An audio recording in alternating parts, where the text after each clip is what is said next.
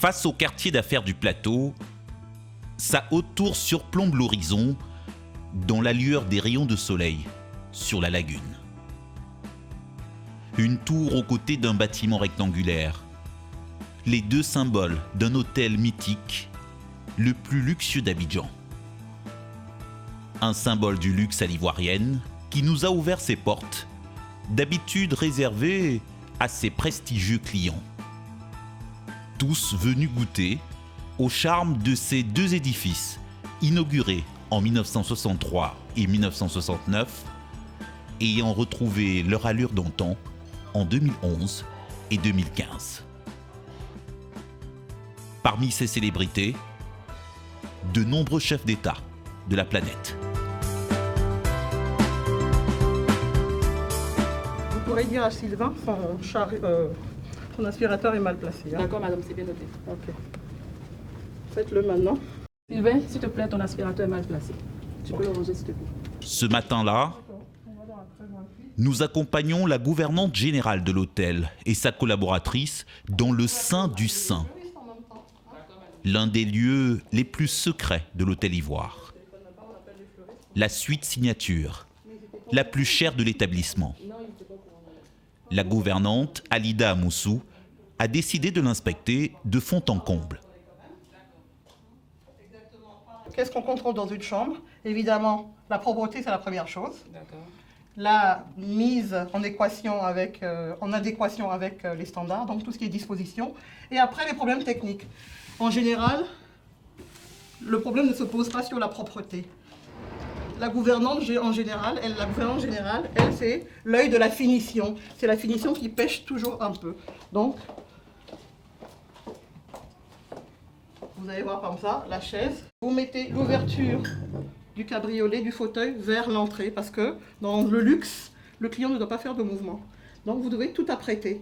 D'accord, madame. C'est bien noté, madame. Ensuite, les fils ne sont pas bien rangés. C'est bien noté, madame. Je prends note. D'accord? Regardez. Il n'y a que 2 suites de ce type dans l'hôtel. Coût de la nuitée, plusieurs centaines de milliers de francs CFA. Une somme payée par des multimillionnaires, des rois ou des artistes. Et à ce prix-là, le moindre détail compte, la moindre faute de goût est traquée pour être corrigée. Donc, aidez-vous des rebords. Hein? Je dis toujours, une gouvernante doit être un géomètre. C'est ça, madame. Exactement. Donc, tout doit être aligné et carré. Dans cet havre de paix, avec sa vue imprenable sur la baie, le client est plus que jamais roi. Et tous ses désirs doivent être anticipés par avance. On fait en sorte que ça soit présentable, une bonne odeur. Et le reste, nos collègues du room service viennent mettre les prestations VIP. Parce qu'ils ont droit à une bouteille de champagne, une corbeille de fruits, du chocolat. Donc quand quelqu'un qui vient de Dubaï, qui arrive ici, on sait déjà ses préférences. Donc on la prête.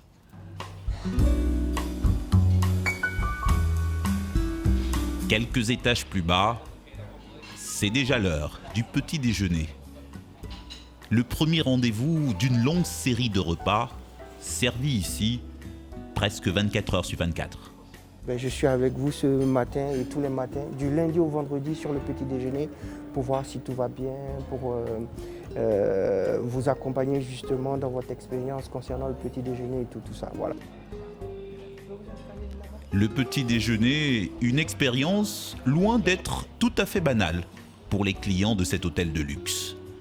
Un moment crucial de la journée, surveillé de bout en bout par Maury Touré, aux petits soins, notamment pour ses visiteurs étrangers.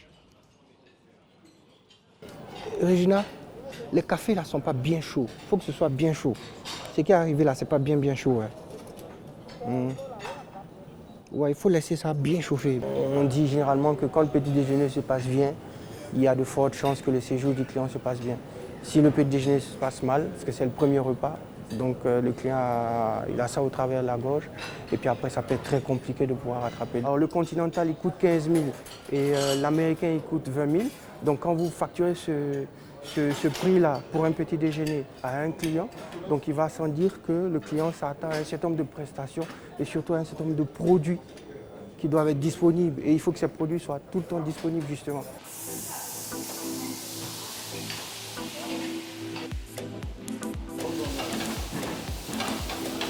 Et pour assurer ce service de restauration en continu, nous voici dans les entrailles de l'hôtel.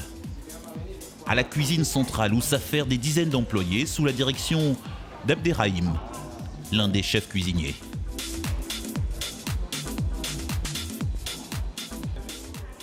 On va goûter comme d'habitude, hein. Chaque préparation qu'on prépare, on goûte avant de servir, hein. C'est super important. Un tout petit peu de sel, s'il vous plaît. Hein. D'accord, chef. Depuis 3 ans, il veille sur une armée de petites mains, chargées de nourrir au quotidien plusieurs centaines de clients et de visiteurs. Avec 2 principes. Super, très bien.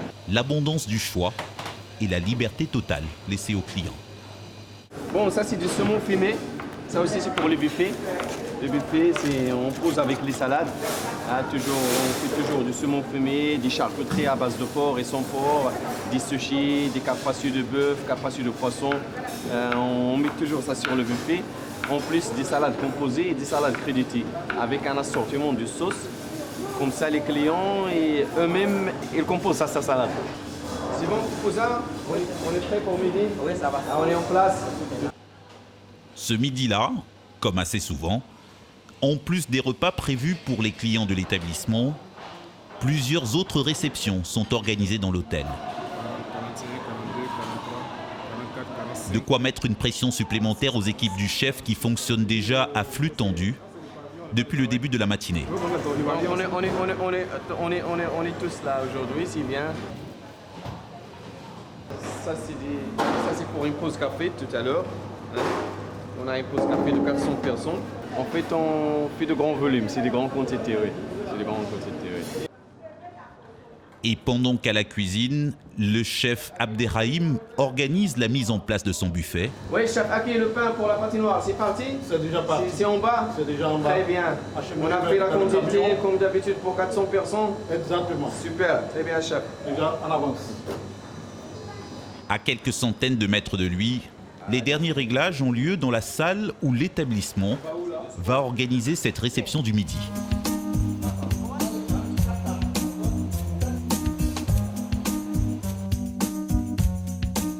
D'ultimes ajustements sous le regard de Mohamed Koulibaly qui va superviser ce déjeuner organisé par l'un des plus gros clients de l'hôtel. Bonjour messieurs. Kolia, tu peux venir s'il te plaît? Tu peux venir s'il te plaît? Pourquoi vous n'avez pas fini de faire la table? Normalement, ça devait être fait depuis. Non, mais c'est maintenant qu'on a fait 4 tables. Vous étiez à combien? Bon, on était à 400, on est 400 combien? Vous étiez 420, 400. Donc finalement, comme on a déplacé 40 personnes au niveau de la gourmandise, donc ici on devrait être à 460. 460. Si tu peux compter et puis me dire combien est-ce qu'on est. Merci. Pour un déjeuner comme celui-ci, l'hôtel peut facturer plus d'une dizaine de millions de francs CFA à son prestigieux client, selon le menu choisi. Mais au-delà des chambres louées, l'établissement fait fructifier ses nombreuses salles de réunion et leurs milliers de mètres carrés. L'organisation d'événements étant devenue une de ses principales sources de revenus. Déjà, on a la location de salles. Donc, au niveau des salles, nous en avons 18. Donc, nous pouvons prendre de 10 à 1650 personnes en fonction de la mise en place, bien sûr. Nous avons des chambres, nous avons 400 chambres, dont plus de 200 suites. Donc, pour les différents événements, lorsque nous avons de gros événements, nous avons aussi un gros contingent de personnes qui viennent de l'étranger que nous devons pouvoir abriter. Mais une position dominante qui n'a toujours pas été le cas pour ce 5 étoiles, revenu de loin. Dégradé et presque abandonné pendant la décennie 2000. Aujourd'hui, ces indicateurs financiers sont suivis semaine par semaine lors de la réunion de ces différents managers. Par rapport aux chiffres, hier, on a fini à 326 chambres de vendues pour un taux de 76,60, un prix moyen de 157 943 francs. Aujourd'hui, on compte finir à 91,96%. Un TO, un taux d'occupation de chambre, jugé positif dans un contexte de plus en plus concurrentiel dans l'hôtellerie à Abidjan. Et avec une clientèle de VIP ou de gens fortunés dont la gestion peut parfois s'avérer délicate. Il y a la cliente de la 1127 qui a fait un malaise à l'artrium, mais ça allait beaucoup mieux. Elle avait juste oublié de prendre ses médocs et donc voilà, on l'a ramenée en chambre, le SAMU est intervenu, elle a pris ses médicaments. Et juste faire attention à la 12-30. Beaucoup de bruit, beaucoup de fêtes, champagne, reçoit beaucoup de monde. On n'a pas encore eu de plein de clients avoisinantes, mais bon, on va quand même surveiller la 12-30 pour voir si tout se passe bien. Il est là normalement pour 2 jours. Maintenant, le client, il attend beaucoup de services que tout le monde fournit aujourd'hui. Donc, à un moment donné, on est bon, mais on doit tout faire pour le rester. C'est là que commence l'exercice du débrief, où on repasse des consignes pour le jour, où est-ce qu'on n'est pas bon, comment il faut être meilleur, les plaintes clients, voilà. L'Hôtel Ivoire, un mythique palace à l'ivoirienne, qui a déjà vécu plusieurs vies en plus de 55 ans. Et aujourd'hui reste perçu comme un baromètre du climat des affaires en Côte d'Ivoire, comme une institution au destin si souvent lié aux soubresauts de la vie publique.